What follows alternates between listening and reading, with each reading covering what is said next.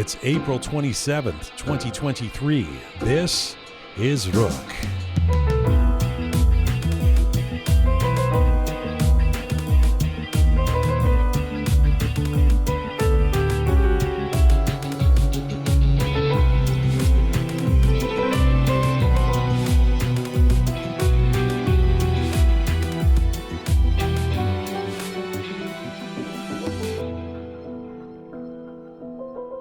Hi there, welcome to episode 259 of Roqe.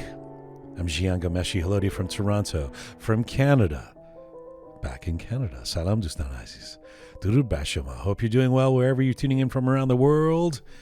We are on our ongoing mission to build a new audiovisual encyclopedia of Iranian diaspora identity. Amin Yahyazadeh, Pegah. Yes. Pegah June. Amin Yahyazadeh. What does that mean to you? The winner of Voice. Right. Now, I'm guessing, because you're such a Iranian culture fetishist, I'm guessing you religiously watched the Voice Persia. I did. I watched it with the whole family. Right. So I love this guy's story. Mm-hmm. I didn't watch it, but then I caught up. Yes. Since we have the guests on our show, I have to watch it. but then I enjoyed it. I mean, I don't really tend to like the talent show things, Mm-hmm. but then sometimes they surprise me. Right. This was good. I just love his story. Kid from Mashhad into heavy metal, like heavy rock, like kid grows up, falls in love with Linkin Park and Slipknot, like he's into the really heavy stuff in Mashhad. Starts an underground rock band, which I'm assuming has to be quite underground. Yes. If you're in Mashhad. Not that I don't know that there's lots of culture in Mashhad There underground. Don't come at me, Mashhadis. I know, but certainly publicly, you're not going to be fucking playing your death metal on the at the local pub in Mashhad. Local pub. right. Wish. Yeah. In nowhere else but Mashhad, a local pub. Right. The local pub where So they leave. So he's in this. He's a rock guy. He's doing the screaming rock vocals, etc. As a kid, and his parents are just like, "What are you doing? Stop it! Become an engineer or whatever." Ends up anyway a couple of years ago moving with the band to Istanbul, and then I don't know. I have to ask him. I don't know what the story is of how this guy got involved with the Voice Persia, because the kind of genre of music he plays is not what you would expect on a singing pop show. Right. But his voice is something of a beautiful thing. And so he goes on this show and then starts to, round by round win. Well, you would know because you watched it. Yeah, well, that's what I was going to say. That's exactly. Let me ask you something as somebody who watched the show. Okay. Early on, you know how when you watch, I don't know, one of these like Survivor or something, right. And you go, that person, that woman's going to win. Yeah. Did you have that sense of him at all? No. Not at all. Because I don't know, I think part of these shows is like the judges, and then part of it is like viewer opinion and things like that. Right, I think. right. Voting. I think most of them are like that. And my thought was, this isn't exactly a genre of music that a lot of Iranians are exposed to, or there's like a lot. It's not common, especially on a show like this. And they right? hate it. Well, that's the thing. A lot thing. of them probably hate it. I mean, I didn't want to say that, but yeah. Like, what's this noise? Like, I can imagine my mother just going, what are they doing? Exactly. So when I was watching it, I was like, I don't know about this guy. But then, as you were saying, round by round, there was so much that you hear and see in him that's just mind-blowing. So he's joining us in a few minutes. And Master Badri Ricciardelli. I'm not sure if I'm saying the last name right, but she just goes by Master Badri. Yes. So what is she a master of? Taekwondo. Martial arts master. In fact, she is a 6 Dan black belt. Wow. If anyone knows anything about Taekwondo, which I don't, but I read that's very, very advanced. In fact, there are very few women in Canada, she's an Iranian Canadian, who are that advanced. There are 6 Dan black belts. She's a master. There's like you can count them on 2 hands or something on one hand. So she's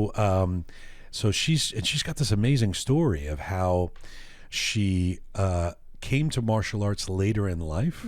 She's in her 60s now, and she can kick ass, and she's overcome a lot, including a scary and debilitating accident. So, she's going to join us in the Roqe Studio. we'll get to Master Badri as well. Looking forward to that. Now, I know you take a yearly trip with your dear sister. I do, yes.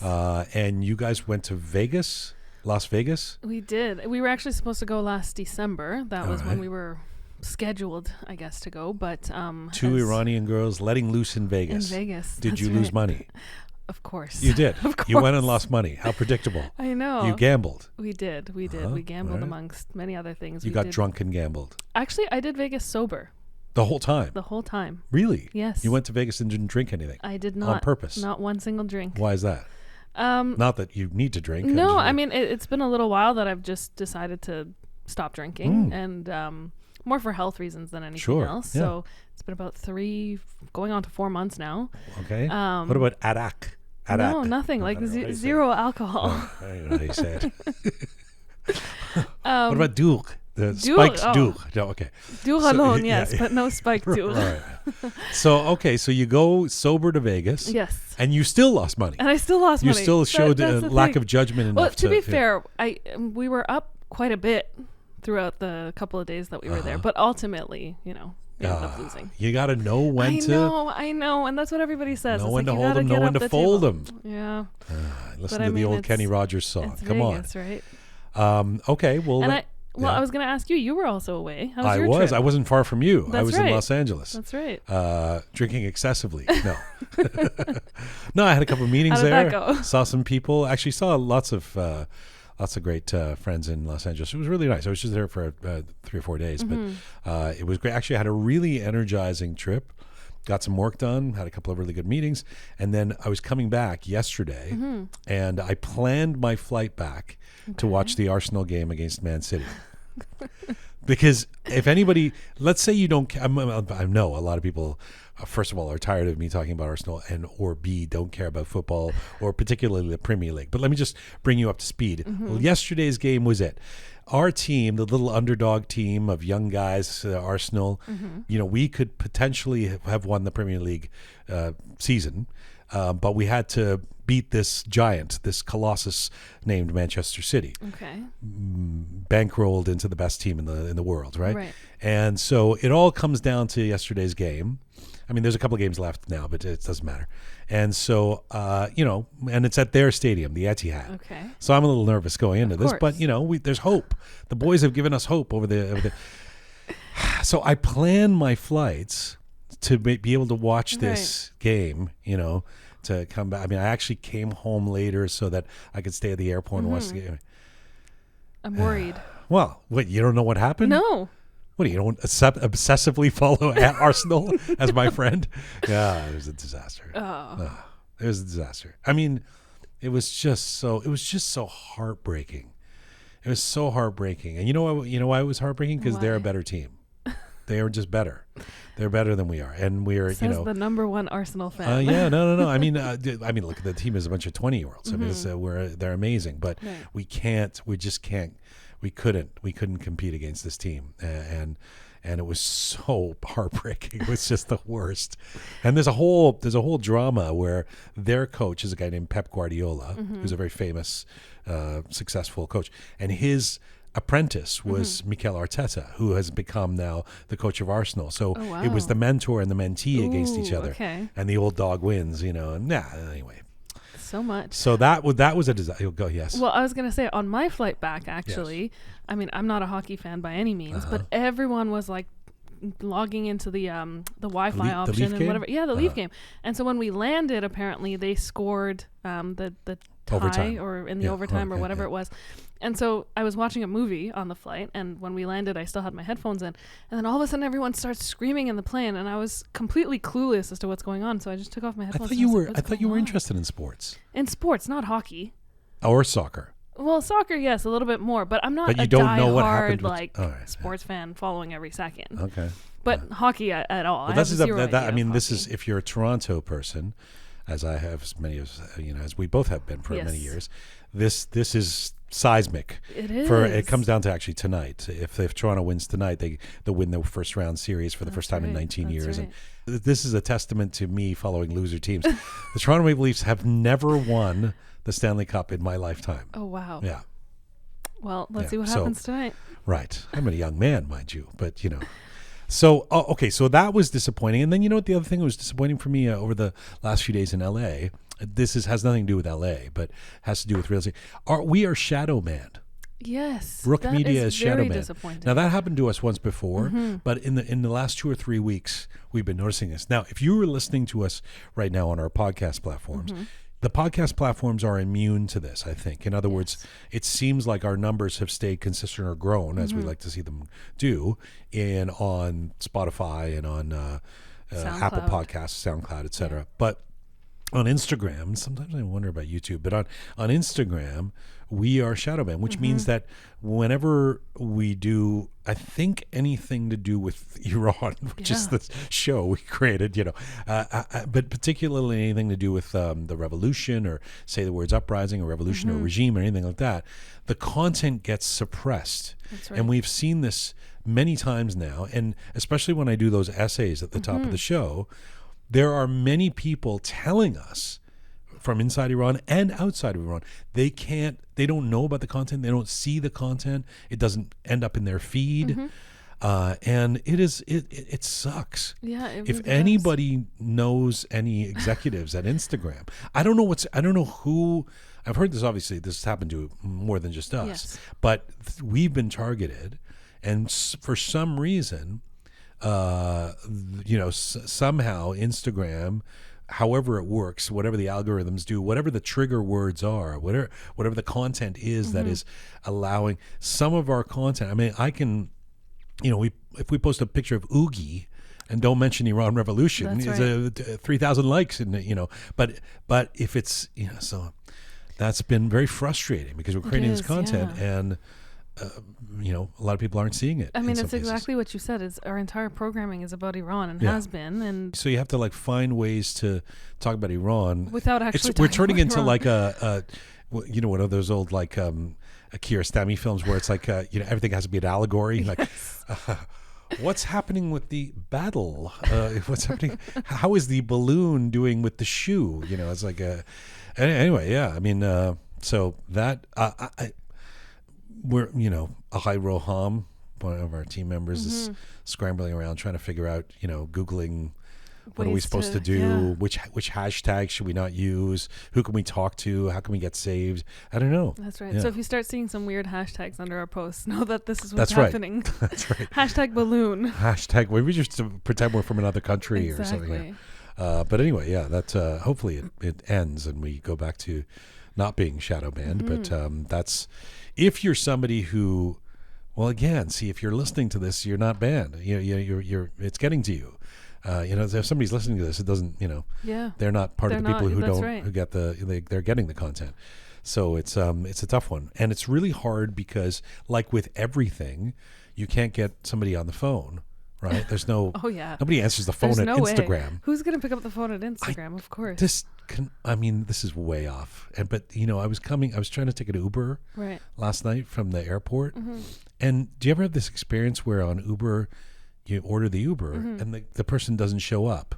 Like they kind of, you see them like it's coming and then it goes around another circle and then like 15 minutes later they get rerouted and it's like but the guy was still and so then I called the guy. I said, what's up? And he's like, oh, I'll be there in a second, sir. I wasn't going to do the accent, but he was like, I'll be there in a moment, and I was like, okay. And then he doesn't turn up. Like another 15 minutes. Oh, wow. And I'm just standing there. So finally I call him again, go, dude, cancel me, because if I cancel, it's going to cost me. Exactly. Cancel me, and I'll just order somebody else if you don't want to, So then 10 minutes later, I finally see your driver has canceled, and I really wanted to take him because I wanted to give him 1 star, for making me wait for. So then, I called another Uber, and the guy came right away, and it was a really nice and whatever. But then today, I got charged.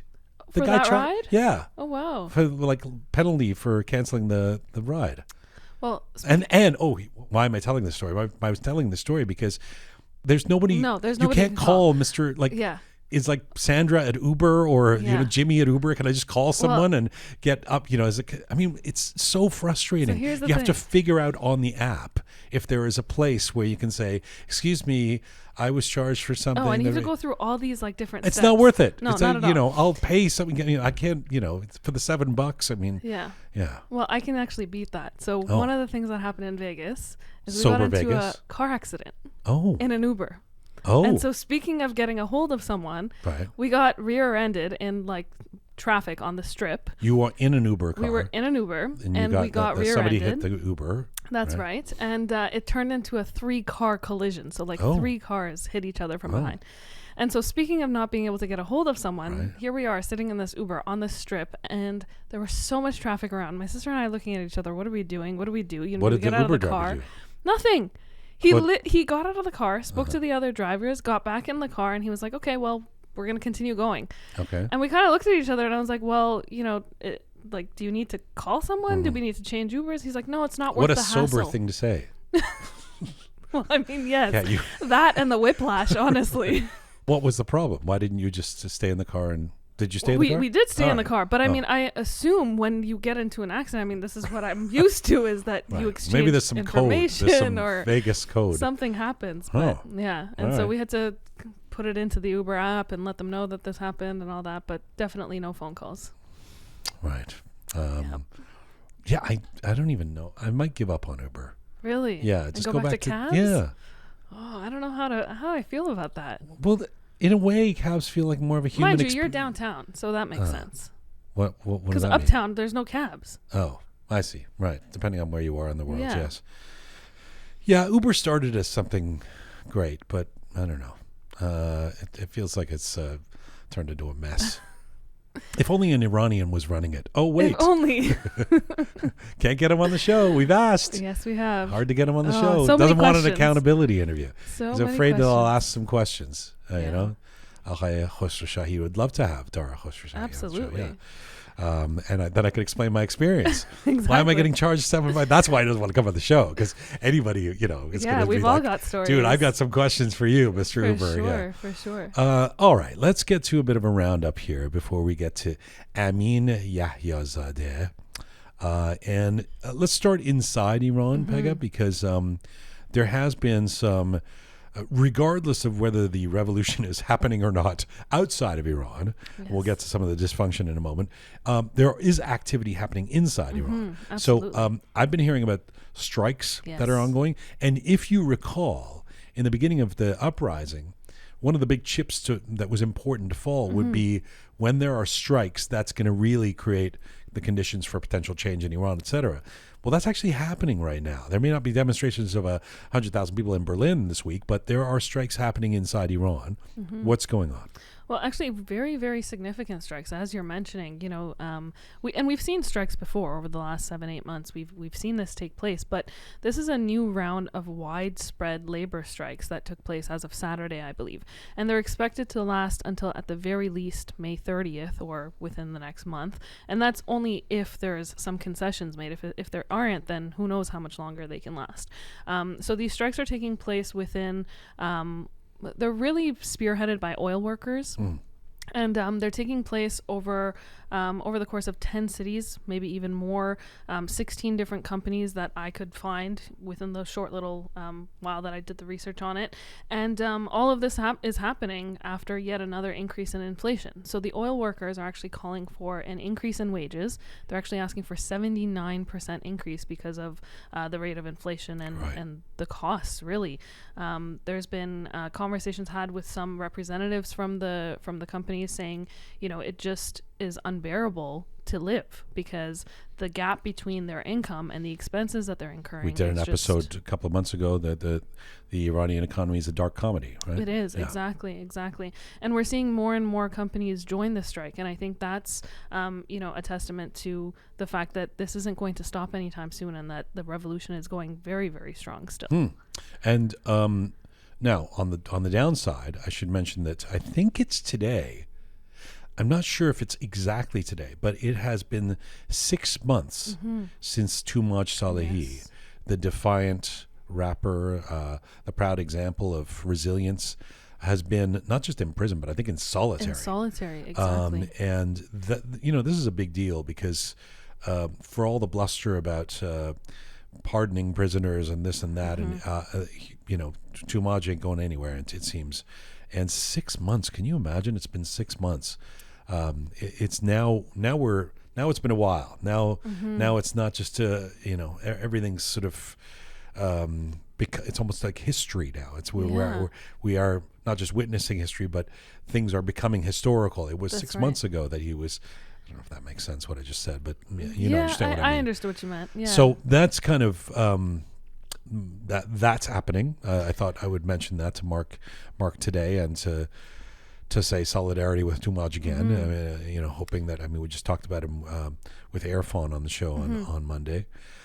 So you see something like that. On the other hand, there's the mullahs are taking some hits. It seems that there was the assassination of a pretty major cleric. Very major cleric, yes. He was a Shia cleric who was on the Assembly of Experts, Ayatollah Abbas Ali Soleimani. And he was shot point blank and killed in a bank in Bab al-Sar in the Mazandaran province. And so this is huge. I mean, when I saw this on the news, I couldn't believe it. And then later on I saw the video, which has gone viral, and that's even more unbelievable. But again, it goes back to the rage, the discontent, the fact that, again, this revolution is still very much alive. People are still very much angry. Right. And, we're seeing it. We're seeing it through actions like this. So the reason why this was a big deal, going back to, why the shock factor was definitely there, is because this individual, aside from being on the Assembly of Experts, which is, I guess, the group in which appoints the Supreme Leader, he was also the right-hand man to the Supreme Leader, Khamenei, for about 17 years. He stepped down from that role in 2019, but was still very much a very prominent figure within the within the Islamic Republic. And actually, shortly after his assassination, in the same place, actually apparently a few streets over, if I'm not mistaken, someone saw another cleric crossing the street and ran them over. So now there's another cleric who's in the hospital in critical condition. So more information to come on that. How are the assassinations of clerics greeted by the public in Iran? Do you know?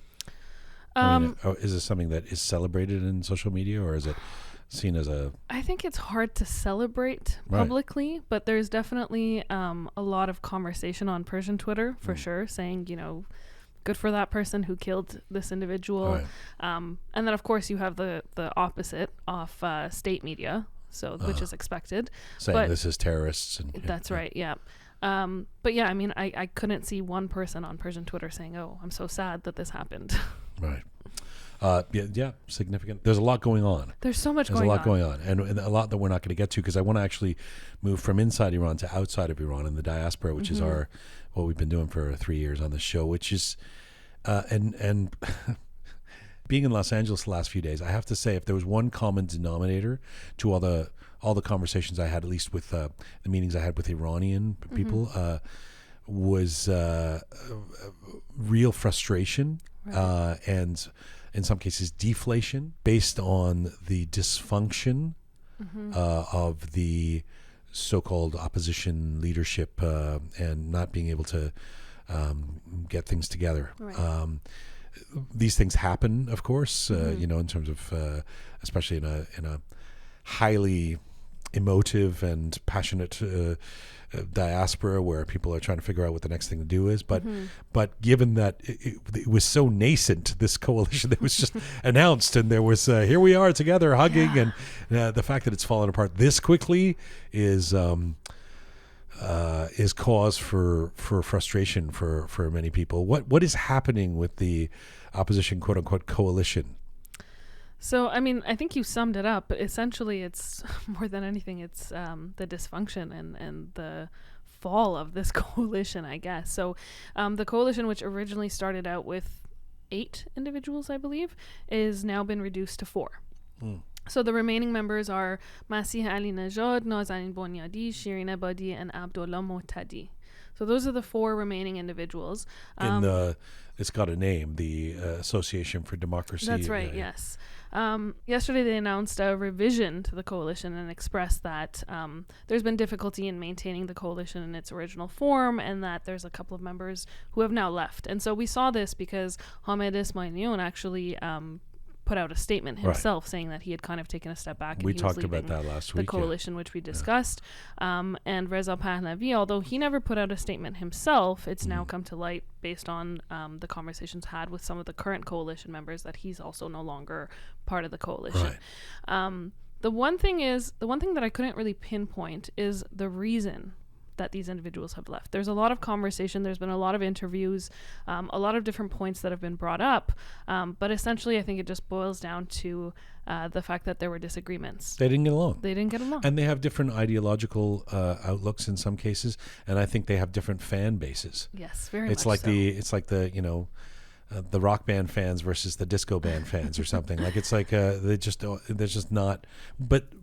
But the whole point was to rise above that. Well, this is the thing, and I think that's why so many people feel deflated, like you said, and they're frustrated because the coalition came kind of to light with this message of unity and saying, I mean, their entire pretext was, despite the fact that we come from different views, we're going to come together and make this happen.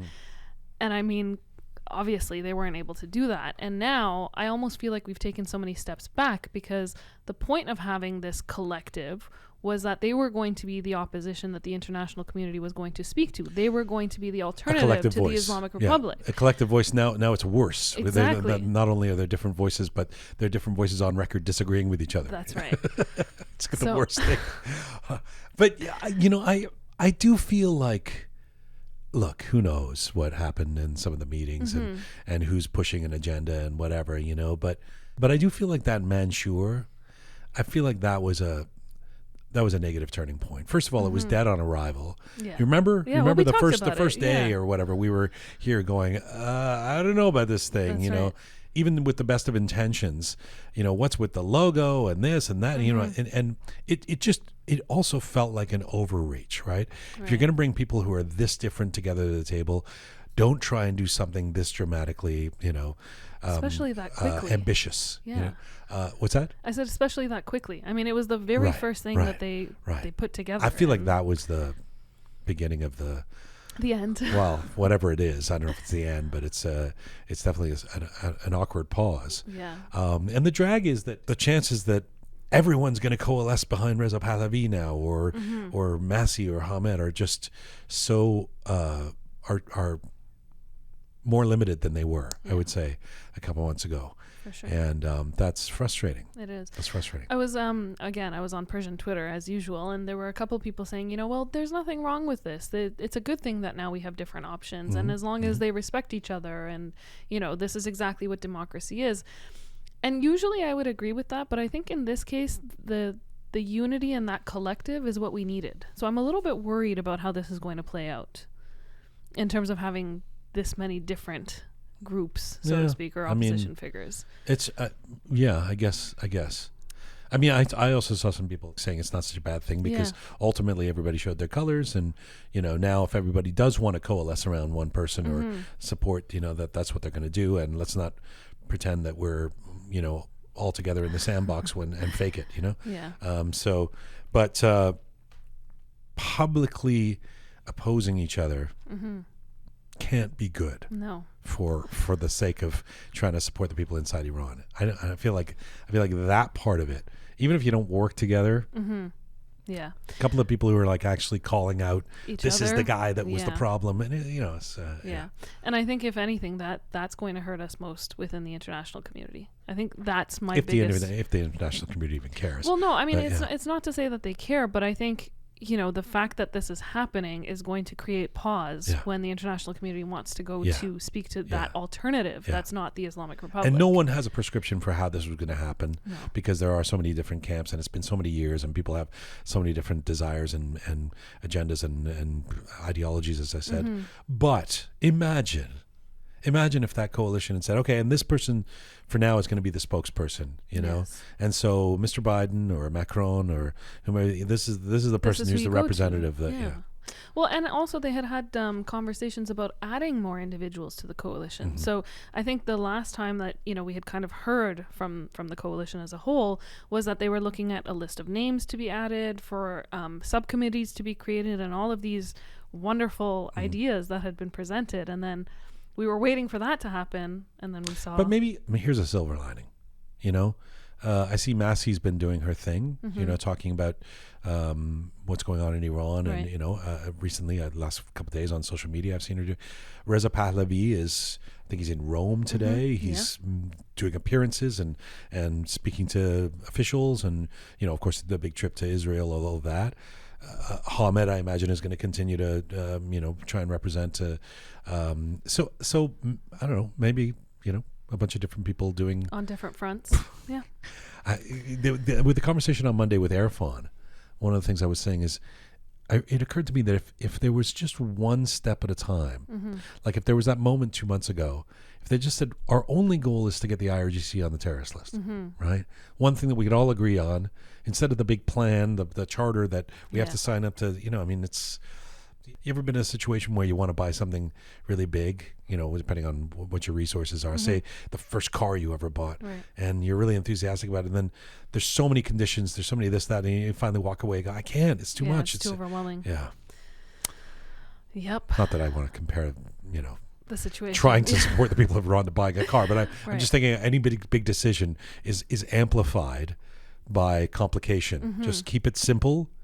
Here's one thing. What can we do? How can we? Let's just have demonstrations for now. That's I don't know. And we were all, to be fair, we were all in November and December saying we need more. We need action. We need spokespeople. And so it just anything else we should talk about in the roundup? Well, there was also news about Jafar Panahi. Oh, yes. I wanted to talk about that. Yes. So for anyone who doesn't know, Jafar Panahi, the very famous film director.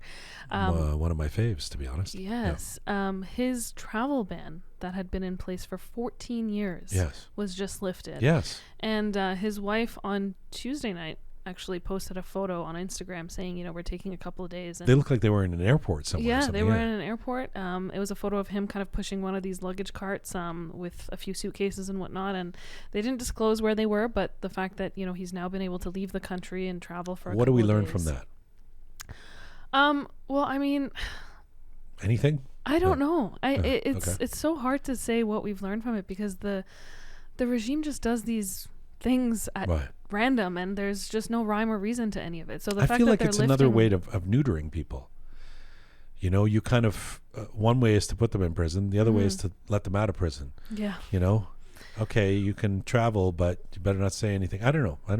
I don't think you can make a deal with Jafar Panahi necessarily, but who knows, right? Yeah, I mean, 14 years being, what do you call it?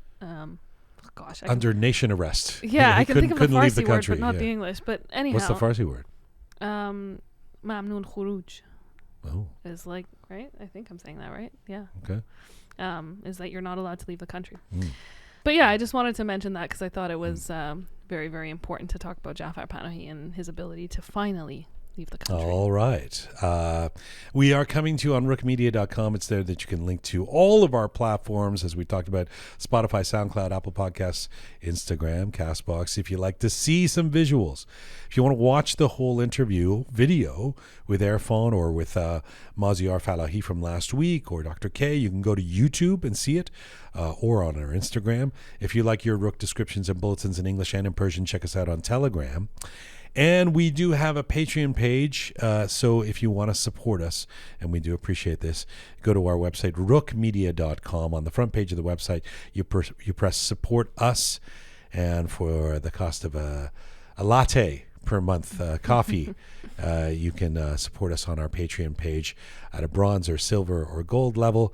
Thank you to Salman Hashemi for joining as a bronze sponsor, bronze Rook member on our Patreon page, Salman Hashemi. Thank you, Pegah. Thank you. Let's get to our featured guest. If you were one of many Iranians around the world, like Pegah, watching The Voice Persia in the last couple of months, you may have seen the winner who took it all as a guy with a fantastic voice, a great personality, but spawning from an unlikely music genre. Take a listen to this.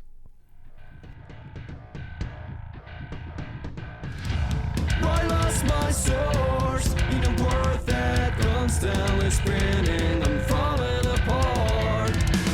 Drowning with depth of emotion. No pain comes to me. No breath left to me. I can't find my connections. My thoughts are in the blind. I'm shut up and finally out of this blind. My mind is a glitch. Nobody searches for the unknown. There you go. A little taste of Disconnect. That's the new single and video by Out of Nowhere, a band that is fronted by Amin Yahyazadeh, who is my featured guest today. Amin is a singer, a songwriter, a recording artist, and the winner of the Voice Persia. Amin was born and raised in Mashhad in Iran. Having Chester Bennington from the hard rock band Linkin Park as his role model, Amin started singing rock and metal songs at 12 years old. His band Out of Nowhere formed in Mashhad in 2010, and Amin moved to Istanbul with his band to pursue his music career 2 years ago and right now. Amin Yahyazadeh joins me from Istanbul, Turkey. Hello, sir. Hello, dear Jian. How are you? I'm great. Congratulations on your victory last month. Thank you so much. Thank you so much for the invitation. Thank you for having me. You know, it was funny when I was watching The Voice back and familiarizing myself with your band, and I'm a fan. I don't usually associate I don't know how to say it, real rock musicians with music talent shows. Before you went on The Voice, did you think, what is a guy who makes the music I do going to do on a show like that? You know, actually, I don't believe it right now either. I'm not sure if it was all a dream or it was reality, because it's something strange, because I didn't see such a things happen in these TV reality shows all around the world, that a rock star or a person who is singing a rock style win such a competition. Yeah, it's, I mean, on the one hand, I appreciate your gumption in terms of going on the show, but I also appreciate, it gives me faith in the judges, the show, the audience, that everybody would embrace you, just because you do come from a non-traditional genre, right? Yeah, exactly. Yeah, of course, although the judges must select us, and that's why, because of their support, this result happens. Is your band name Out of Nowhere? Is that a nod to being a heavy metal band from the northeast of Iran? Actually, the name of the band came from I by myself have this idea that we don't belong anywhere especially. The earth is ours, and these boundaries always separate us from each others. And that's why we select Out of Nowhere, to show that we are from everywhere and out of nowhere. You mean, you don't just mean you mean human beings in general? Yeah. You don't believe in borders, you don't believe in nations, you don't believe in all of that. Yeah, I just believe in humanity, and I think everyone is equal to each others. I wish that more people embrace that philosophy. Unfortunately, I mean, the story is that you're this kid from Mashhad, as I said in the intro, you formed this metal band there in 2010. I mean, I love counterintuitive happenings like this. Now, I know, because I've got a couple of Mashhadis on our, with our team here and stuff, that actually there is not just a music scene, but a rock scene, an underground rock scene in Mashhad. But it's not really where I would expect a heavy metal band to spawn from.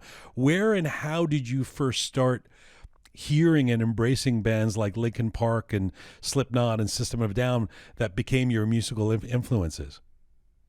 To be honest, being a musician in Iran is so hard, especially in this kind of genre. Now imagine there is a city in Iran, it is called Mashhad, the most religious city, and the art, not only the music, the art is forbidden in Mashhad. Right. I mean, there are no concerts approximately around 100 kilometers of Mashhad. There are no theater, no plays. Right. And in Iran, the media helps a lot for the people to think that this kind of genre is only for worshiping the Satan, and all of them are Satanists. Right. they are drinking blood and blah blah blah, this kind of thoughts.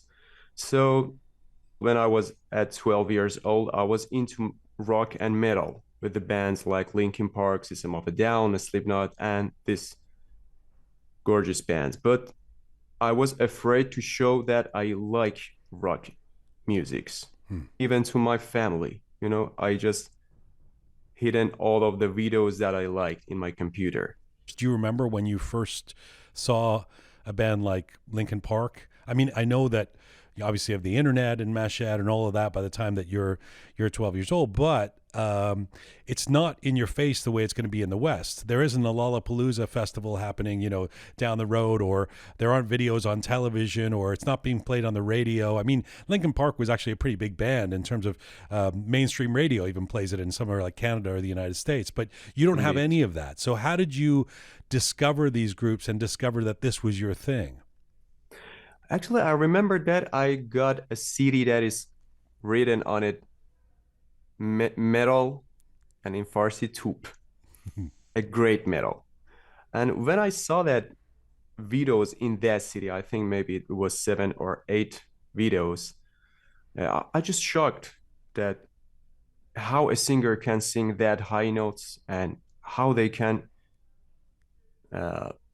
influence on a teenager like me. Right.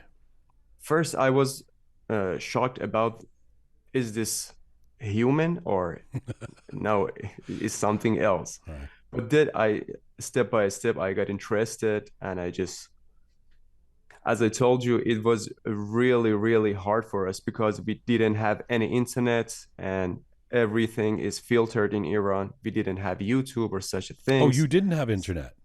No, we didn't have. Oh, we just wow. have, we had dial-up, you know. Right, right, We could only open the Yahoo Messenger. right. We couldn't do anything. So that CD helps my life. Wow. And what was on the CD? It was the videos from Linkin Park and Slipknot, Mudvayne, Evanescence. Huh. Evanescence. And you, so it wasn't that long ago. If it's Evanescence, it wasn't, you know, these are not super old bands. When you say you start singing at the age of 12, if you have to hide your musical preferences from everybody, including your family, where is it that you were singing? Actually, we had a great fight with my family because I wanted to sing like that. So I had to scream and find my vocal abilities. Sure. So that's why they just told me, why are you screaming? What is that? Right. Are you sure it's not in our culture? Right. Where do you want to promote yourself? This is not what Ebby did in the 1970s. This is not you. This is something that the USA wants you to be, and this kind of stuff. So my family liked music, but not this kind of genre. They told me that you can go to our traditional musics. Oh, so you were in your bedroom just screaming? Is that what you? I mean, singing along to Slipknot? For 5 years, I sang 8 hours a day in my bedroom, and imagine that I am on a stage with 10,000 people looking at me, shouting with me. Right, but it was all in my imagination. I love it. It's like a movie, but it's not. It isn't the genre of music you can do quietly without anybody in the house hearing you. So, so this was an ongoing battle, I guess, right? Exactly. First, our neighbors, after a while, they just told me that I think you have a great voice. I hear you're shouting a lot in your room. They probably thought you were divouné. You're just screaming. I mean, maybe, but they didn't tell me. And do you? I guess you find. I mean, obviously by 2010 you do, but I guess you find other kids in Mashhad who are into the same thing, so that you can start forming a band. Yeah. Yeah, exactly. You know, when I just followed Linkin Park and such great bands, I realized that I have to make my own band, because if I wanna participate in festivals by myself, I by myself cannot do this. So I have to make my own band. That's where I just search for different people, different musicians all in Mashhad. And I was so fortunate that I found my drummer, Surush Kharadman, and together we built this. Your drummer is awesome, by the way. I mean, Yeah. I'm always in awe of metal drummers who play with that kind of speed and that kind of force, and he's great. It's really fun to watch him. Do you end up studying computer and information technology at a university in Mashhad? Was that to placate your parents, or were you interested in computer technology? I don't know what I was interested, actually, uh, when it comes to education, I wanted to study about music, but the music in our university is not what I was expected. Right. So, as every common families, they want their children to be engineer or doctor. I choose to study computer, or it's better to say ICT, information communication technology. Did you? And you finished the degree? Yeah, I finished it. And I liked it, but it's not my thing, right. I just finished the college, but I didn't work in that major because everywhere I wanted to go and work in that major, they told me that you're not, we don't have enough space for you. Did you have your long rock hair then? Yeah, You did. yeah, Right. So you've always looked like a rocker, kind of.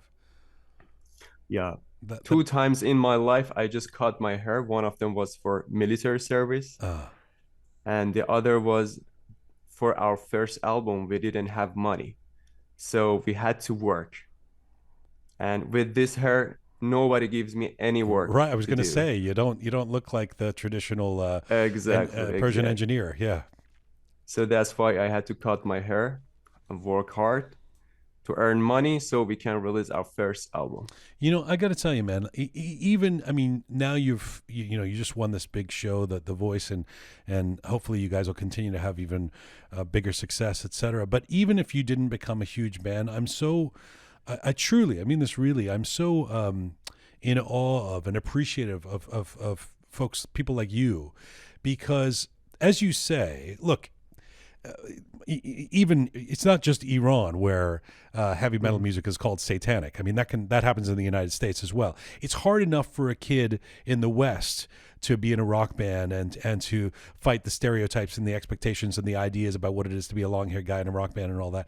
But to do it from a country where, as you say, as you started off saying, you're not allowed to even think about the idea of performing anywhere, or expressing what you do or making a business of it or any of that, and to continue your passion because you love the music, you love what you want to do so much that you're willing to follow in that path and eventually leave the country to do so.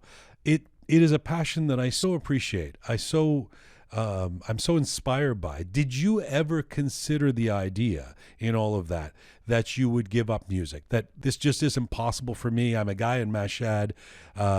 This dream is for somebody else? Actually, too many times this happened for me. All I remember from Mashhad is that you cannot do that. This is not you. You're not going to be successful in this kind of genre. All I remember from Iran, from Mashhad, is that because whenever I wanted to do anything, everyone was against me. And yeah, in my lonesome, I just think about myself a lot. I just work a lot on my mental things, mental health, for not giving up, because I wanted to show myself that I can do whatever I want. Even if everyone said that it's not true, you cannot make it.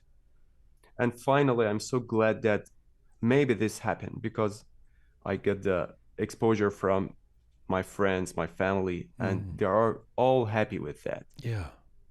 Can you describe what it is that, in terms of the being able to find that confidence, being able to dig deep and say, I'm not going to listen to everybody who's telling me that this is not something I'll ever be successful at. This is not something that's allowed. And this is not something that's a logical path to pursue. How is it that you would overcome that and keep going?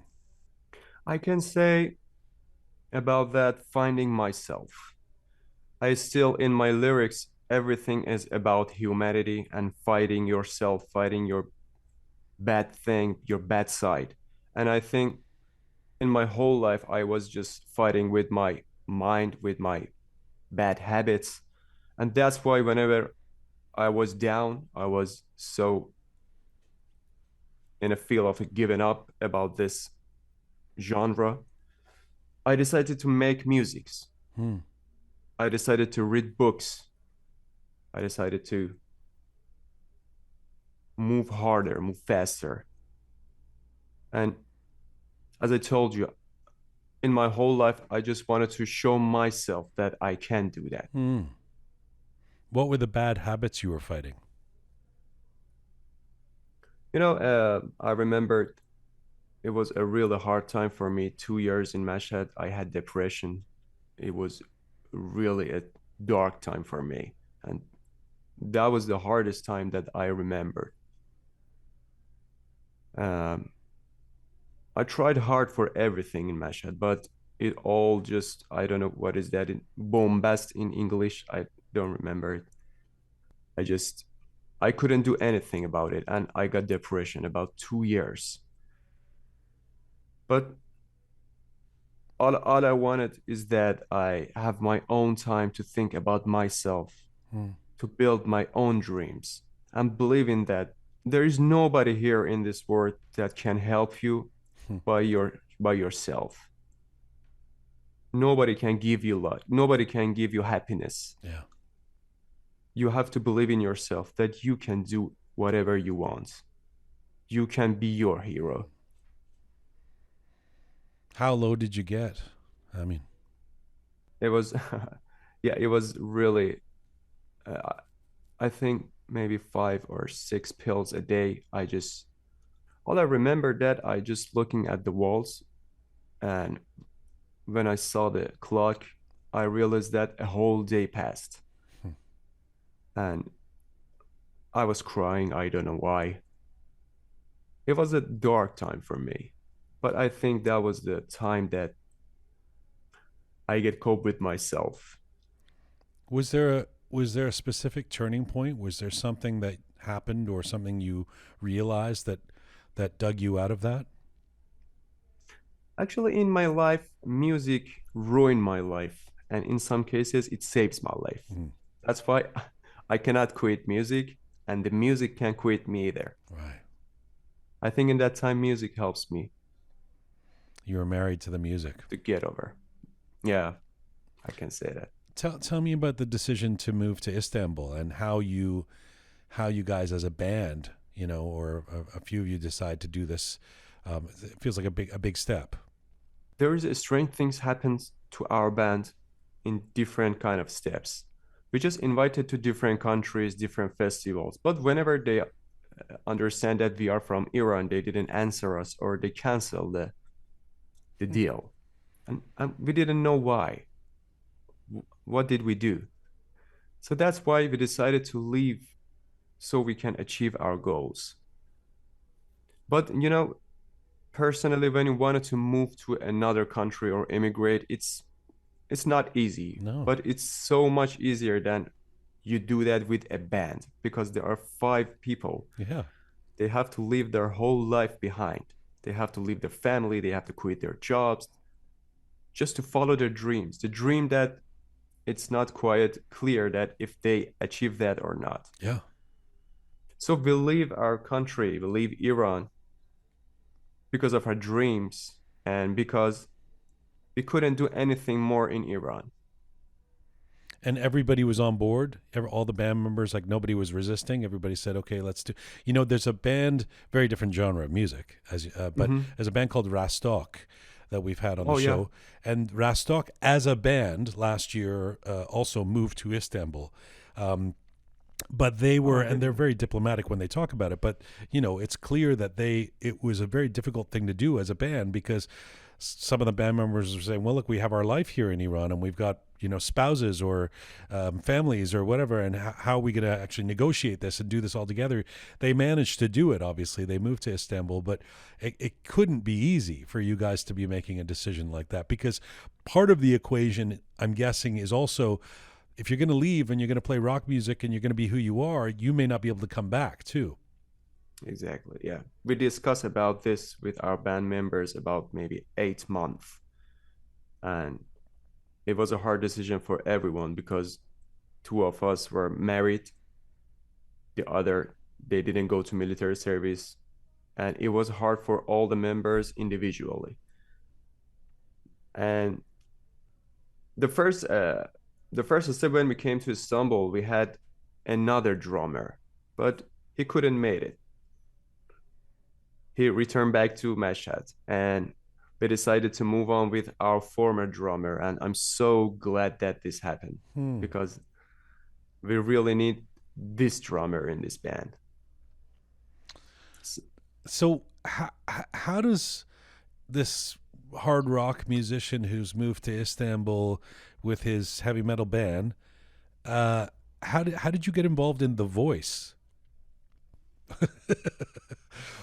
Really shocking story. Whenever I just got a story of The Voice submitting the video, it was 10 days that I was in Istanbul. We're just trying to find a home to rent it, and I just saw The Voice. The Voice is a program that everyone can sing in different languages. That's why I just submit my video in English language. But suddenly everything just changing. I just got an email that they told me you have to sing in Persian. And that was the point that I say, oh, come on. Forget it. It's not my type. But in that stage, my wife just encouraged me to go to sing. Maybe people love your voice. Maybe not. But try your best. I believe in you. You can do that. And I guess maybe, yeah, let me try that. And it's still I didn't think that, I didn't go to that competition to win. I just go there to challenge myself. Maybe that was the point that I could win. Hang on a second. Two steps back. I personally think it's great that you sing in English. But and has your decision over the years to sing in English been because you believe that that's the language that fits better with the genre of music, with metal music, or is it because you wanted to escape the Persian lyrics? I don't know. Tell me why you've made that choice, which I think works. But tell me. I just choose my path to sing in rock and metal musics, and in Persian language, it doesn't fit the vowels, the words. It cannot be just fitted. So and from the start, I wanted to do something international, because the big stages are not ours. Right. It's theirs. So I choose to sing in English because I thought that maybe in this kind of genre, I can be more successful with English language. It's so interesting that you say that because out of nowhere, your band, I mean, you really are stateless. I mean, as you say, in terms of watching you guys, I wouldn't be able to guess where you're from. It's not like you dress or look particularly Iruni, I mean, you could be a Scandinavian rock band, or you could be from Texas or something. I'm guessing it sounds like you like that. You like that element of being international, right? Sure. That's why we just started the band. So here you are, you've left Mashhad, you've sort of shed some of your Iranian ties or boundaries, and now you're getting this opportunity with the Voice Persia, but they're saying, but you got to be the Persian guy singing in Farsi. Was that difficult for you? Because also I mean, watching you through some of not the finale, but some of the earlier stuff, you also have to kind of sing some of the more traditional Persian pop songs and things that I don't necessarily associate with you or what your, I don't know, brand is, if you will. So tell me about that, making that decision. Let me tell you, Jian, singing Persian for me, it's kind of, if I ask you to sing in Spanish. But it's not because it's your language, right? You grew up speaking Persian. I just heard a lot, but when it comes to singing, you have to know the techniques. You have to obey the rules, and you have to know how to sing the vowels. That is the place that I didn't practice anything. And that was a really hard time for me because I couldn't sing in that techniques in pop genre. And the lyrics, I always listen to Persian musics when others listen to Persian music because I don't have any Persian musics in my playlist. But I don't know any of the lyrics. I don't follow them. So that was for me is kind of hard as you singing in Spanish Right. or any other language. By the way, I'm an excellent singer in Spanish, so it's a bad example. But Oh, my bad. no, I'm not. I'm joking. But that's really interesting to me. That as a kid growing up who grew up in Iran, grew up in Mashhad, that you don't know Persian music or it's not something that you can sing back. It's fascinating. And so, I mean, I guess you felt added pressure that not only is this not normally what you do, but you're not going to sing correctly, or you're going to be a misfit. You're not going to fit into this competition somehow. Yeah, I just believe that maybe I'm not fit in because all of the contestants are very professional in their kind of genre. But I didn't sing in that genre and either in this language. So that was I just so afraid to sing in this kind of reality shows. When did it go from this is something I'm doing for the experience, okay, to your wife, my dear partner, all right, I'll go do this, we'll have some fun with it, I'll learn something. When did it go from that to, oh my God, I could actually succeed in this thing? When did you realize that? I can say that when I sang Tulu by Siyavesh Khomeshi, I just realized that people love the way that I sing in Persian. And that was the first spark that I thought that, no, maybe it is something that people like. I have to try harder. Your coach on the show was Jian Mortazavi. Yeah. What did you learn from? He's obviously got lots of experience. Comes from a different world musically than you do, but an incredible composer, arranger, producer. What did you learn from working with him? Actually, I think I have to be thankful for whole of my life because he believed in me, you know? Because this kind of genre, as you mentioned, Mr. Bijan Mortazavi didn't work in this kind of genre. Maybe he didn't know. He didn't know my voice till the middle of the show. Then I start to scream for him and singing more high notes. Then he realized that, wow, your voice can do a lot of things. And I think I have to be thankful for believing me because there are a lot of great contestants in their team. But he believed in me and this. Did he teach you something? Can you think of something that he taught you, either technically or in terms of performance, that you will carry forward, that you learned from doing that show? You know, I was too wild to sing Persian. And he just controls me.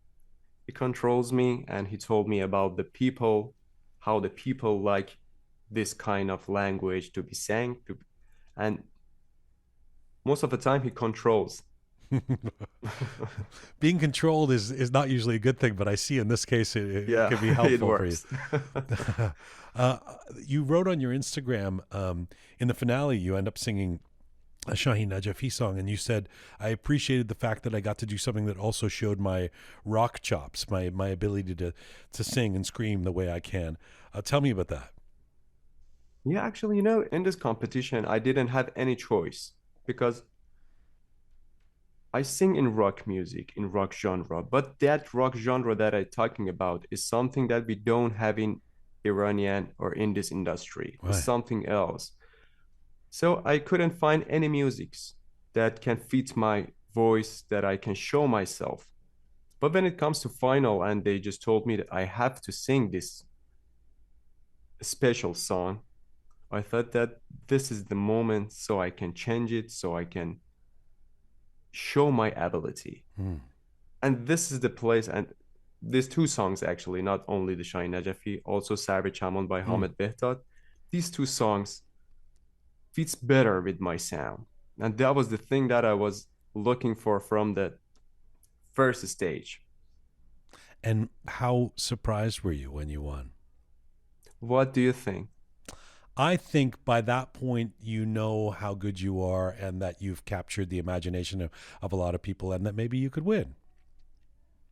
You know, when I heard that two songs, I have to sing that for final.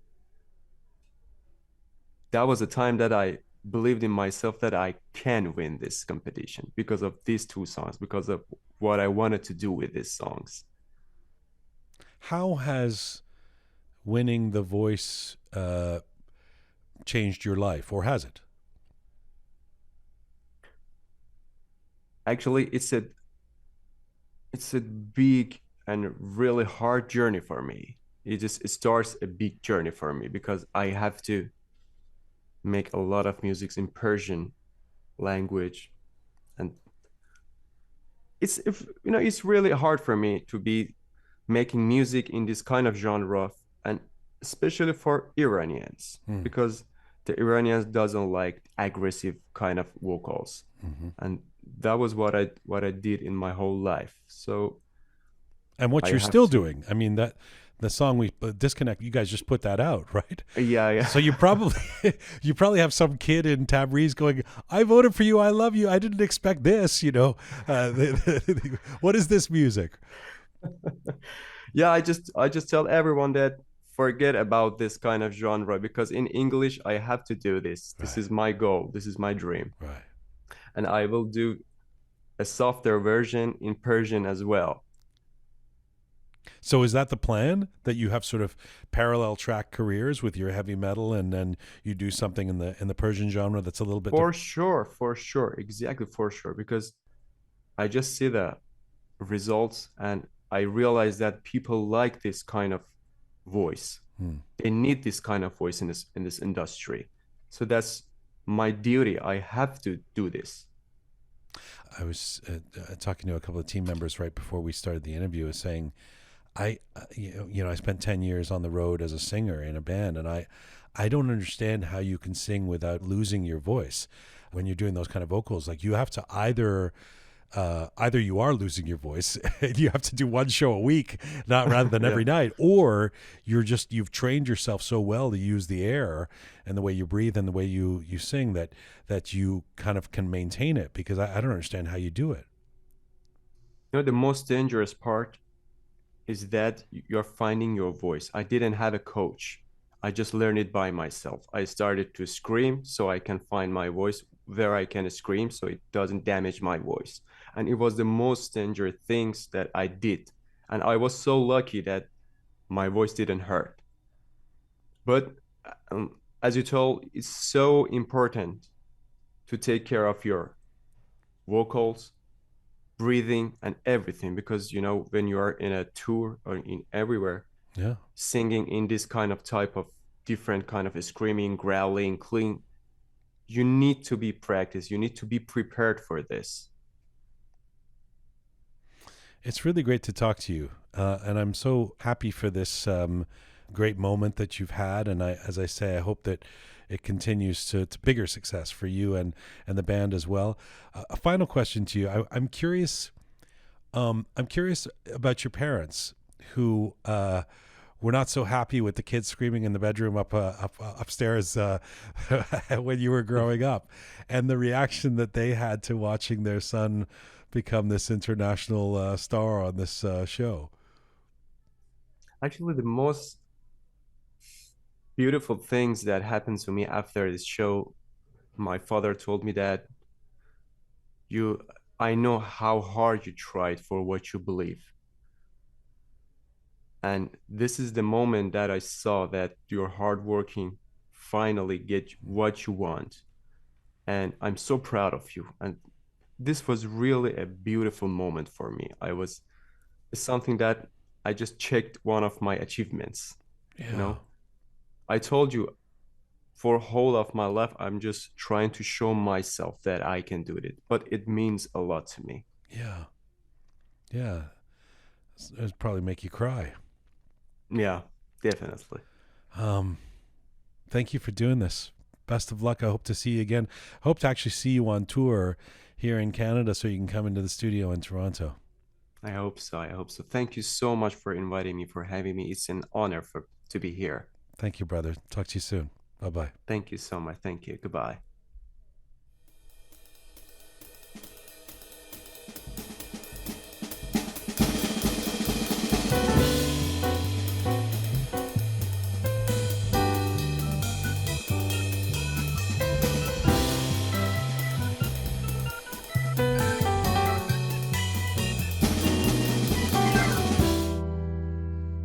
This is Roqe, episode 259.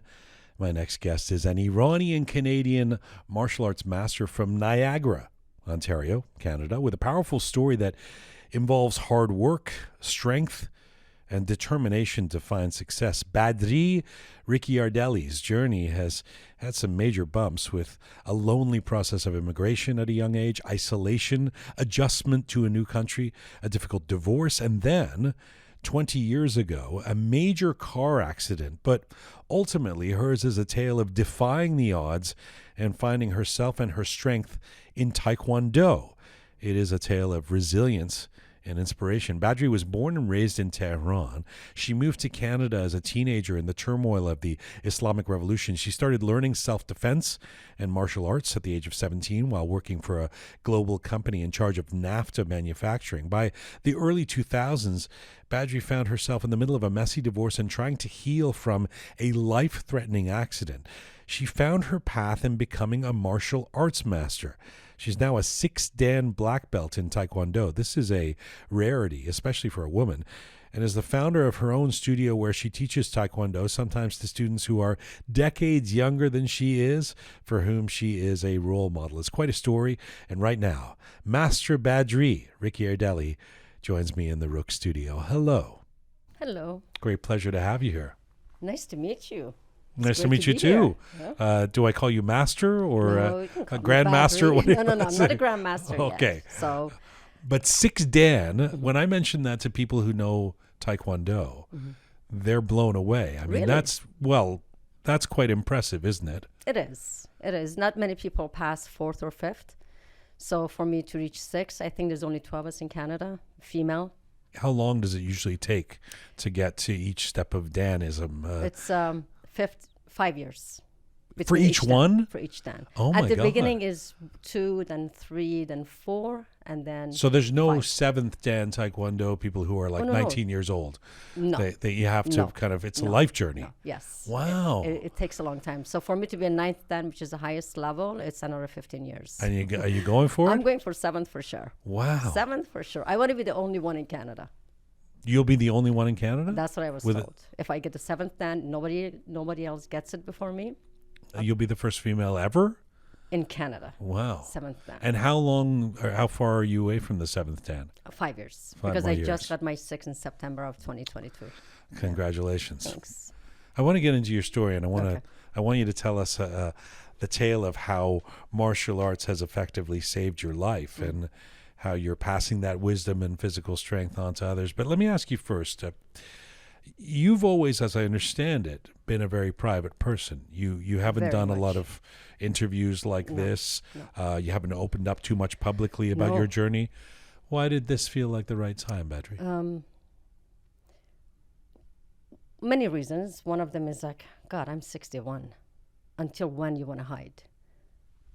And I thought, everybody is going through something. I'm not the only one. It's not unique. I'm sure people have gone through divorces. I've gone some kind of an accident, and a lot of them live in Toronto. They've had accidents, What makes me so special? But your initial answer, how long am I going to hide? Yeah, You felt like you've been hiding? definitely. I feel like I'm a private. I don't want anybody to know anything about me. Maybe I was worried about them judging because of the divorce. But isn't being a Taekwondo master and being a teacher, having your own studio, that is kind of public, right? So In the you were Taekwondo life. you were okay with that. Yes. But you don't want, in terms of the rest of your story, your journey, that's the part that you, up until now, have Right. wanted to kind of Right. almost suppress. Almost. But then that's the thing. The Taekwondo brought out in who's this master? What made her get here? People wanted to know me as the master. So I thought, okay, they want to know about me. I'm going to start talking. All right. Well, so let's get into this story. I mean, Okay. you've, by the way, you've talked a lot about wanting to be an example for your daughters, My daughters, yes. and for a lot of women out there. Yes. What would be the best result you can imagine of being that kind of an example? What do you hope women could learn from you? Not settle for less. Don't think good enough. I don't think we give ourselves enough credit to achieve for more. We think this is good enough. What is this enough for? Just before we get into this story, you this 6th Dan black belt in Taekwondo. What makes you so good at martial arts? I mean, I'm not talking about the spiritual. Well, maybe it is spiritual, but I'm talking about literally, physically. Why are you so good at this?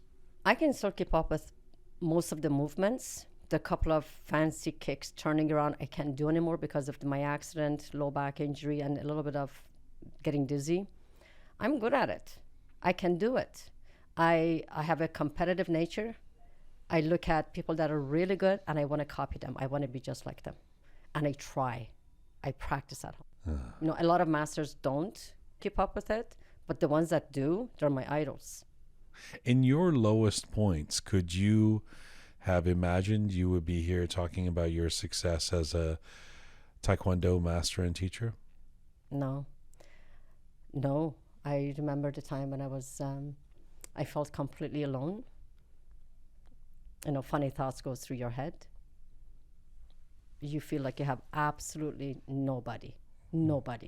If we think of your life in 4 acts, Okay. if you'll allow me, Okay. and you being in the 3rd one perhaps now, unquestionably the first act is the story of a girl growing up in Iran before the Islamic Revolution. How would you describe your life in Tehran as a kid growing up in the 1960s? It was free. We had no restrictions. It was a typical, during the Shah's time, that we enjoyed what he was doing. I remember the White Revolution. You know, my uncles were soldiers that were sent to different villages to teach. So the Shah was good all around for us. I remember taking English at the Iran-America Society by myself, going different places. We visited families. We went on trips everywhere. We went to Shamal, you know, with the Caspian Sea, with a bathing suit. The North. Yeah. So it was really nice. We enjoyed it. Really good life. So you have fond memories. Yes. Is it true that you, from a young age, you had a fondness for fighting? I did. I mean, it's when I found this out, I had a chuckle because I know Taekwondo is not about fighting necessarily, Right. you know, but that you always had this in you. You've Yeah. kind of come full circle in your life. So as a kid, young Badri actually wanted to be in the army. Is that right? Yes. I remember watching the Air Force, which was very close to us. Every day I would see them when I was waiting for my bus to go to school. I would look at them and I wanted to be one of them.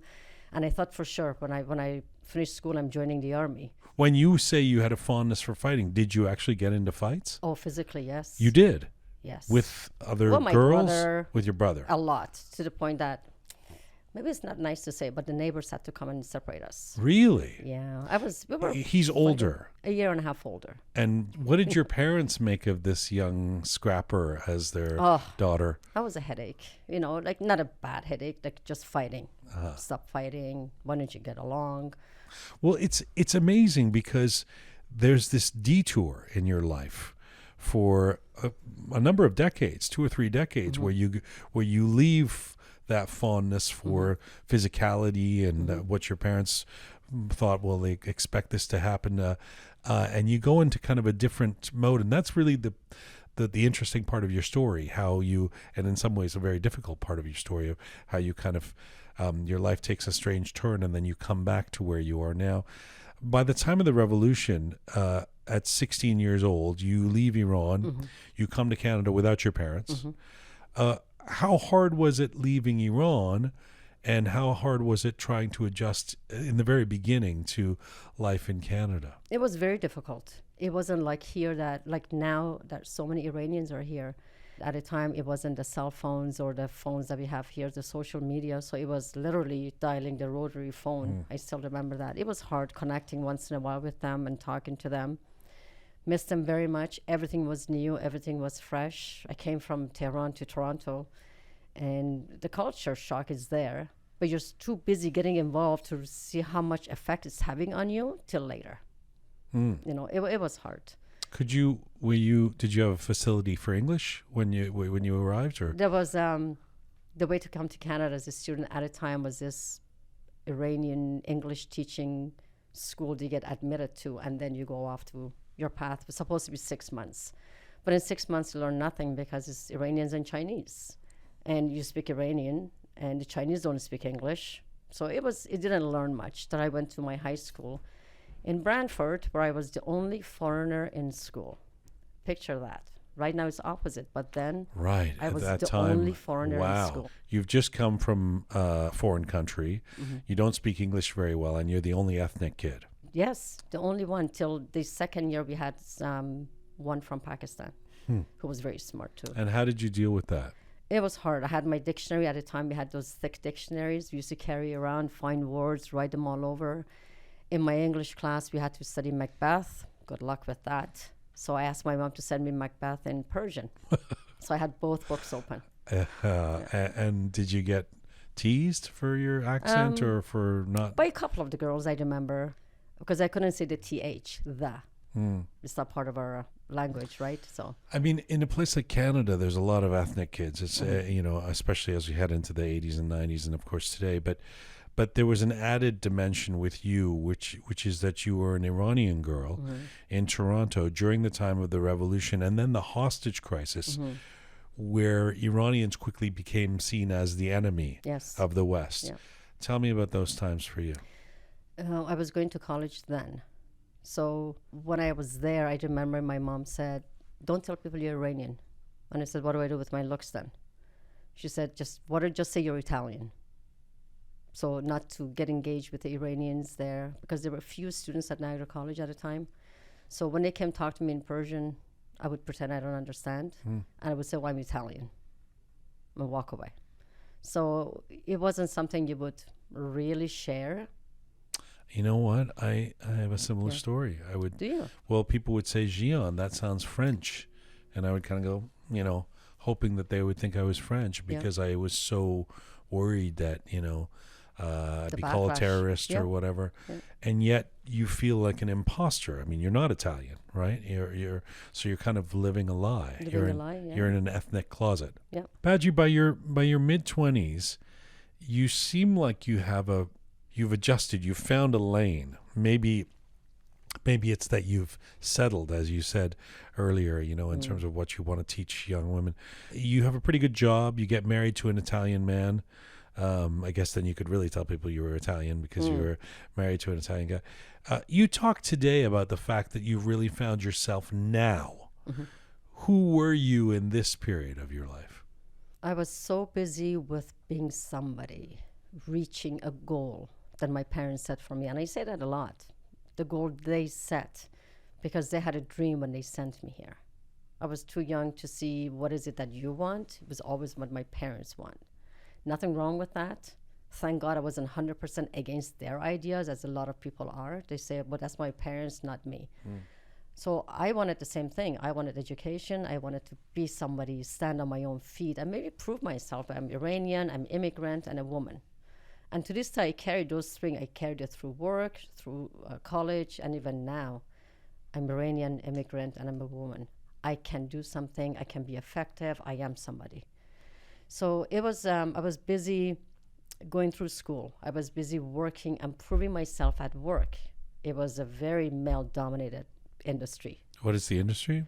It's a heat-resistant material fabricating. It's refractory. So everywhere I went, it was basically melt shops or furnaces or foundries like Dofasco, Stelco, Gallatin Steels, IPSCO. So it was all male-oriented. So when you say busy trying to be what my parents wanted me to be, What part of that wasn't who you wanted to be? Not a lot of it wasn't. Like I said, I was thankfully one of the ones that didn't go against the parents, because they always showed me examples of people being successful. You said they had a dream for me to come. What was it? Be successful, be educated. Successful meaning make money? Obviously, that was one. I mean, Okay, successful can be but healthy or happy. Or, education was educated. very important to them.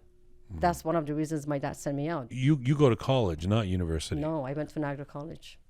And just as a testament to how it wasn't the easiest time of your life, you at some point had to quit college because you needed to make money, right? I did. It was the third year of all time when there was a war going on with Iran and Iraq. It was very hard to get money, so you were on your own. I was sitting in the class and I'm thinking, looking at my bank account, it's like, okay, literally I had $200. What do I do? Pay the rent, at the time it was very cheap, or eat? Difficult choice. I decided to quit on the last term of the third. I mean, you're going to graduate, but I just couldn't do it. So I quit, got 2 part-time jobs. And your parents weren't able to support you at this point? No, so it was so hard then. You know, it was so hard. I didn't expect them. They couldn't even send money out. So it was really bad. And but I started working, and thankfully I started working for engineering firms, summertime. And then somehow I found Vesuvius, who I did not even apply. They found me through my resume from somebody else, and I interviewed. I told them, I don't even know what you make, so why would you hire me? Literally. Yeah. You have that job, and then by your mid-20s you get married. You said that you were not confident enough at that stage of your life to not get married. Yes. Tell me about that. Again, this is when I was 24, when I got engaged. So you still have no family, you're still alone, and you think, oh my, who's going to marry me? Oh, okay, this person looks nice, has a nice family. I should get married. You settled. I settled.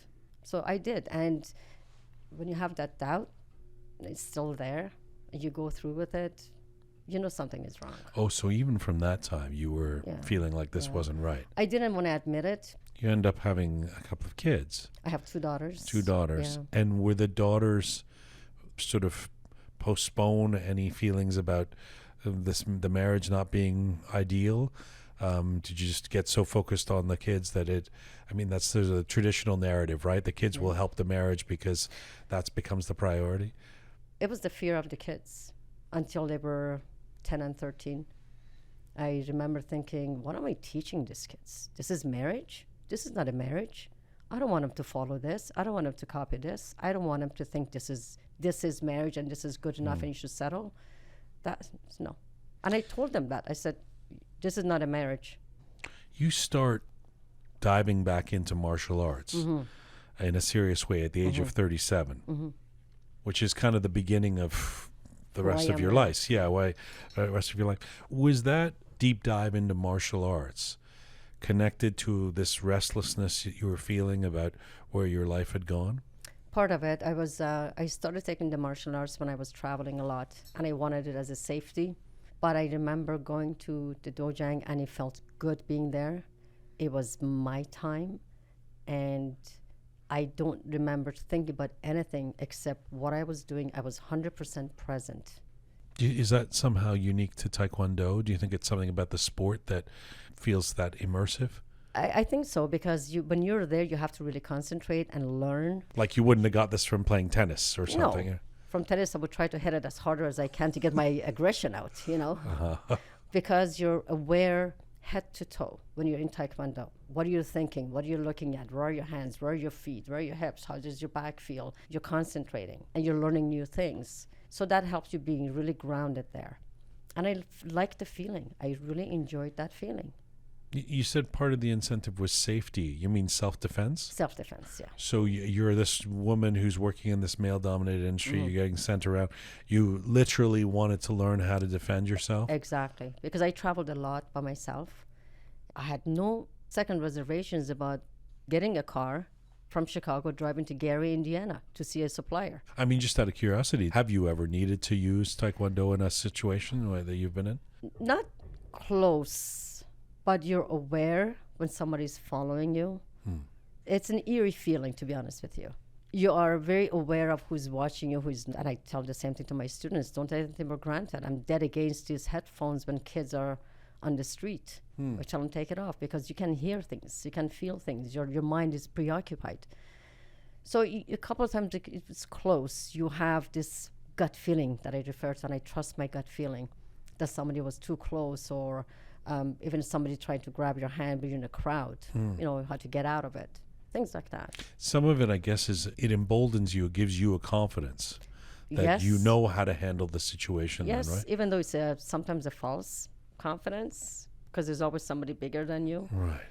but you become aware of it. Although having met you now, I don't think somebody being bigger than you, I think I feel like it's irrelevant. You could take anybody. Well, you have to learn the different You're tough. body parts. So, yeah. Let's get into this really difficult time of your life. You have a major life interruption. This would be, I guess, in your early 40s or just when you 41, 42. about 20 years ago. When you get into this car accident, what happened, Badri?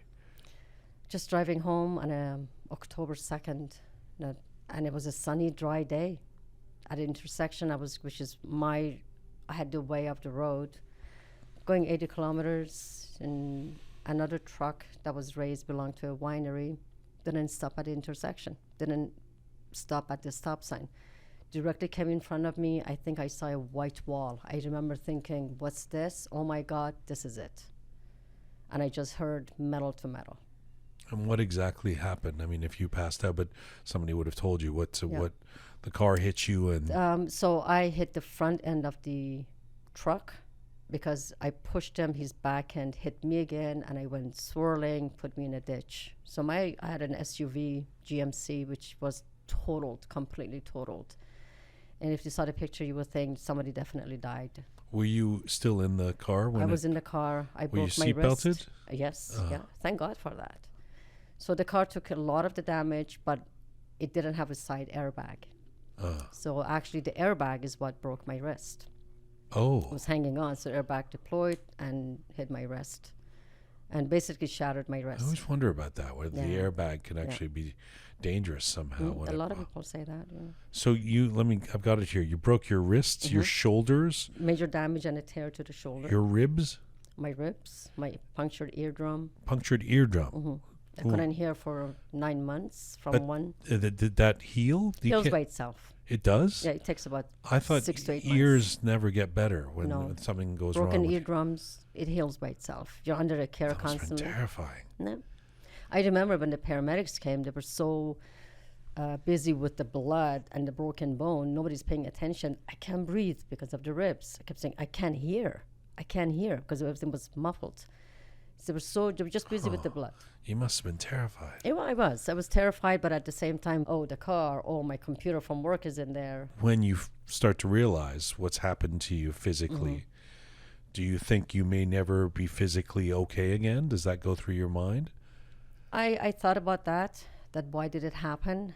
I was on a high coming back from Korea from a competition a month before that, and a few months before that from work recognition trip. So you're on a high. All of a sudden you crash.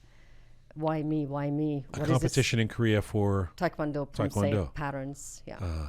So it was why me? Why me? What is this lesson supposed to be? And a friend of mine said that your life was going the wrong direction, but you didn't listen to other cues. So he put a 90-degree stop in front of you yeah. to really pay attention. And I believe that because after my life really changed after that, started making decisions for myself.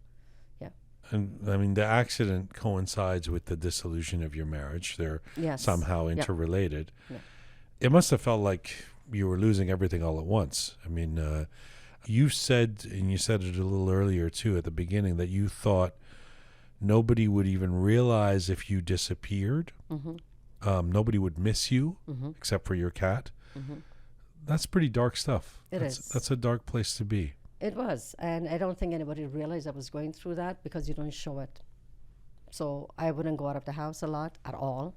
I was crying a lot. What about your daughters? How were they dealing My with it? daughters were 10 and 13. They're busy going high school, and I wanted to shield them from that. I didn't want them to see me that way. I'm trying to set an example, so I don't want to depress them. I was so desperate. I was so angry and low that I thought nobody's going to miss me if I die tomorrow. And I was over St. Catherine's Skyway Bridge. And I just looked over as I'm driving down. And I thought, if my car just veered left or right, by the time it's going to be, nobody would notice. Like, oh, it was an accident. Who's going to miss me? This person, that person? No. Okay, my daughters, I would feel bad. They have their father, they have their family, they're going to get over it. I'll be mourned. They remember me as their mom, da-da-da-da. I felt bad for my mom, but mostly, who's going to look after my cat? Because that cat cannot talk to you, cannot say how it feels. Was that the lowest point, the It was driving the over lowest the bridge? Or It can you was. think of a moment that was the, where did it feel like bottom for you? No, that was it. When you think you want to take yourself out, and it wasn't just once. It happened a couple times. Wow. Back to what your friend said, this accident, as tragic, as scary, as traumatizing as it clearly was and could be, it was the push you needed to take control of your life. Would that be the case? It is, even though it took a few years. What was the turning point where you said, enough, I'm going to turn this thing around? And I guess, how did Taekwondo intersect with that? When I wasn't going back to work. So I wasn't working. The money wasn't coming in. So that's when I felt it. Where's the moment where you sort of, we know now it's things have turned out well, but where was the moment where you sort of go, eureka, when I'm doing Taekwondo or when I'm doing this or that, when I am finding myself? When you have all that stuff to show, can you live without it?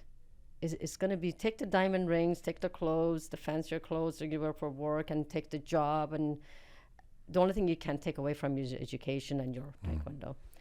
Who are you? What is your root? What, can you stand on your own 2 feet? Are you confident enough? You're 61. It's no secret. You said it yourself earlier in the interview. You seem to be your best self now. What is your relationship with getting older? I don't see myself old as in way of thinking. I don't. Even sometimes. Does anyone? No, but I don't feel it. I'm going to be a grandma in a month. Hello? Do I look like a grandma? I want to still look younger, yes. Do you worry about it? A little bit. You're in a sport, right? No, but so, in football and soccer, by the time you're 30 years old, they say, oh, he's a veteran player. Yeah, He's good. but that's the good thing about Taekwondo. It has two different divisions. Up to 30, 34, you can spar, do Olympic style sparring or fighting, or you can stay with the patterns and the pumse that you go up to as long as you live, and keeps you physically fit. So as masters, after 35, 40, that's the route we take. And it keeps you very fit. It's seemingly you haven't stopped doing what you always do. I'm curious, as somebody who is involved in a sport and is involved in a physical practice in terms of what you do you think, oh, I've got to start compromising myself because I'm getting older? I should be careful not to do the things like running because it'll be bad for my knees when I turn 60? Or No. You don't do that at all? No, because of our sport. I'm not a runner, so I don't have to worry about that. Okay. Thank God for that. But in our sport, Taekwondo, no, because it really works on your conditioning your body from mentally to physically, everything. So conditioning your body, it concentrates on every single part of your muscles, every muscle you have in your legs and your back and your arm. You're constantly working with them and conditioning them, keeping them in a really good physical shape. And a lot of it is backed up by resistance training because you want to keep the muscles stronger, right? In order to deliver a blow or whatever, or just keeping fit. As part of that, I do resistance training. Part weights, a lot of bands. That's the only bands. thing Right. that when you say about physically, is going to be restrictive, is the heavy weights that I don't want to lift anymore. There's no need. I'm not going to a contest for bodybuilding, so I don't have to lift that heavy. Bands that I use a lot, and a lot of my classes that I train Keeps other you people, toned. keeps you toned, and you can adjust the weight according to how you hold the band. So that's what I do. And no, I'm not afraid of physically being not fit. It's good talking to you. Thank you for sharing your story. Let me ask you this. What is the best part about being a martial arts master and being a teacher today? It's helping and raising the kids that come to you from the beginning, helping them grow emotionally, physically. A lot of kids that come are bullied in school. They're shy. They don't even look at you in the eyes when you're talking. They hardly speak. And when I teach them, they have to look at me and talk and raise their voices. I have to hear. And when they change, and all of a sudden they're so confident and they walk with a pride, and they're doing so much better at school because they're confident, their memory coordination, that is a great, great gift. I feel great when I see those kids and the parents. And the adults, the same thing.